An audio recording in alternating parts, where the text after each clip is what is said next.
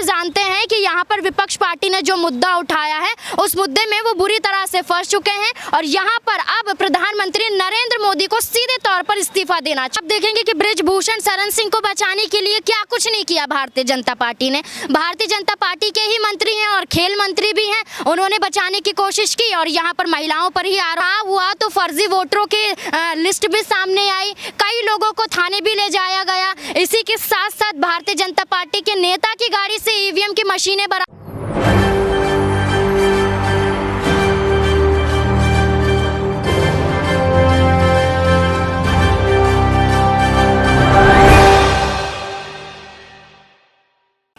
नमस्कार, SPN 9 news देख रहे हैं आप। आपके साथ मैं हूं मानसी जायसवाल। हमारे खास कार्यक्रम में आप सभी का बेहद स्वागत है। आज हम चर्चा करेंगे राष्ट्रपति द्रौपदी मुर्मू और नरेंद्र मोदी के बारे में, यानी कि नए संसद भवन के उद्घाटन के मामले में।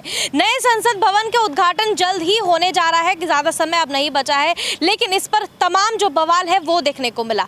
क्या नरेंद्र मोदी को अपना इस्तीफा दे देना चाहिए? ये सवाल इसलिए हम कर रहे हैं क्योंकि राष्ट्रपति द्रौपदी मुर्मू का जिस तरीके से अपमान नरेंद्र मोदी द्वारा किया जा रहा है उसको लेकर के जनता जो है वो काफी गुस्से में है। जनता कहीं ना कहीं आक्रोशित होकर के ये बात नरेंद्र मोदी से पूछ रही है कि आखिरकार क्या लोकप्रियता हासिल करने की इतनी जद्दोजहद में आप लगे हुए हैं कि राष्ट्रपति द्रौपदी मुर्मू का आपको अपमान दिखाई नहीं दे रहा है? क्या जनता के सामने उनको जो जिस तरीके से जलील किया जा रहा है यहाँ पर, क्या वो जलीलता आपको दिखाई नहीं दे रही है?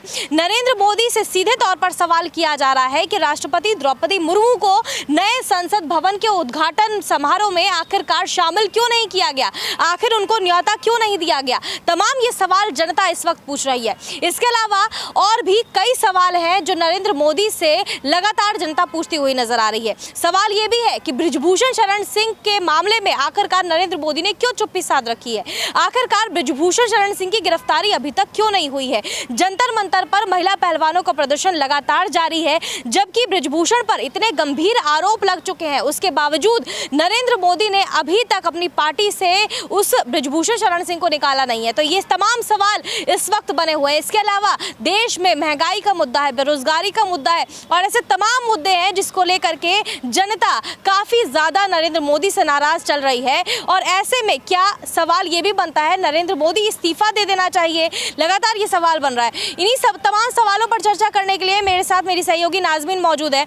नाजमीन से पहला सवाल ये रहेगा कि बृजभूषण शरण सिंह का मामला तो लगातार गरमाता हुआ नजर आ ही रहा था, लेकिन अब नए संसद भवन के उद्घाटन को लेकर के भी तमाम चर्चाएं इस वक्त जोर पकड़ रही हैं, क्योंकि जिस तरीके से राष्ट्रपति द्रौपदी मुर्मू का अपमान नरेंद्र मोदी द्वारा किया जा रहा है, कहीं ना कहीं नरेंद्र मोदी से अब जनता कह रही है कि आप ही इस्तीफा दे दीजिए और राष्ट्रपति शासन देश में लग जाए, इससे अच्छा तो, क्योंकि राष्ट्रपति का जिस तरीके से अपमान किया जा रहा है वो किसी भी सूरत में बर्दाश्त नहीं किया जाएगा। जी बिल्कुल, किसी भी सूरत में तो बर्दाश्त करना भी नहीं चाहिए, क्योंकि यहाँ पर राष्ट्रपति एक बड़े पद पर, प्रधानमंत्री नरेंद्र मोदी उनके ही नीचे आते हैं, लेकिन यहाँ पर इस तरह से दिखाने की कोशिश की जा रही है कि राष्ट्रपति यहाँ पर कुछ भी नहीं है प्रधानमंत्री नरेंद्र मोदी के आगे, सिर्फ प्रधानमंत्री ही हैं जो यहाँ पर उद्घाटन करते हुए नजर आएंगे। तो ऐसे में आपने वाकई सच कहा कि प्रधानमंत्री नरेंद्र मोदी सिर्फ और सिर्फ अपना दबदबा दिखाना चाहते हैं। भारतीय जनता पार्टी यही चाहती है कि सिर्फ प्रधानमंत्री यहाँ पर उद्घाटन करते हुए नजर आए, यानी कि आप उनकी सोच को देखिए कि तमाम भारतीय जनता पार्टी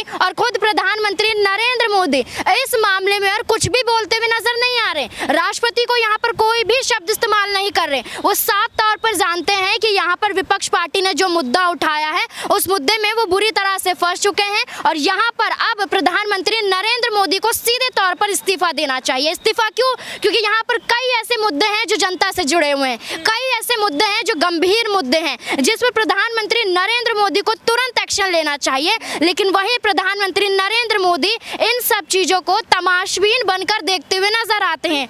चुपचाप तरीके से इस वक्त नरेंद्र मोदी सारा तमाशा देख रहे हैं और कुछ भी एक्शन लेते हुए नजर नहीं आ रहे हैं। तो साफ तौर पर यह सवाल बनता है कि क्या राष्ट्रपति द्रौपदी मुर्मू को आखिरकार क्यों नए संसद भवन के उद्घाटन में बुलाया नहीं गया? अगर उनको बुला लिया जाता तो क्या उनका जो है दबदबा है वो कम हो जाता नरेंद्र मोदी का? ये सवाल लगातार किया जा रहा है। इसके अलावा सवाल दूसरा ये भी है कि बृजभूषण शरण सिंह की गिरफ्तारी को लेकर के नरेंद्र मोदी ने चुप्पी साध रखी है। महिला पहलवानों से उन्होंने मुलाकात की, बजरंग पुनिया से उन्होंने मुलाकात की, लेकिन इसके बाद उन्होंने कोई भी एक्शन नहीं लिया, यानी कि उनको किसी भी चीज से मतलब नहीं है कि दिल्ली के जंतर मंतर पर 28 मई को ही, जिस दिन नए संसद भवन का उद्घाटन करने के लिए जा रहे हैं नरेंद्र मोदी, उसी दिन संसद का कूच करने के लिए जा रहे हैं तमाम पहलवान। लेकिन उनसे किसी भी चीज़ से नरेंद्र मोदी को मतलब नहीं है, उनको बस अपने उद्घाटन से मतलब है, अपनी लोकप्रियता से मतलब है। तो कहीं ना कहीं ये सवाल लगातार बना हुआ है कि अगर पहलवान जो है नए संसद भवन का कूच करते हैं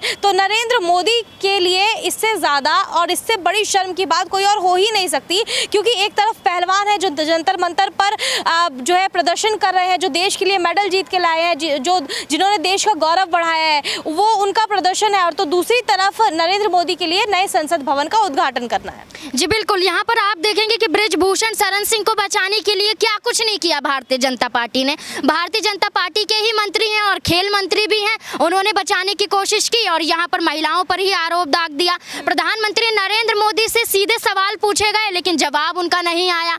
अमित शाह को चिट्ठी लिखी गई लेकिन चिट्ठी का कोई जवाब नहीं आया। यहाँ पर आप देखेंगे कि जब धरने से पहले विनेश फोगाट, बजरंग पुनिया और नीरज चोपड़ा जैसे तमाम पहलवान प्रधानमंत्री नरेंद्र मोदी से मिलते हैं तो वो वहाँ पर भरी सभा में बोलते हुए नजर आते हैं, मेरे घर की बेटी है, ये तो मेरे घर की बेटी है और इनके साथ खाना खाता हुआ नजर आऊंगा, इनके घर पे मुलाकात करने जाऊंगा इनके परिवार वालों से।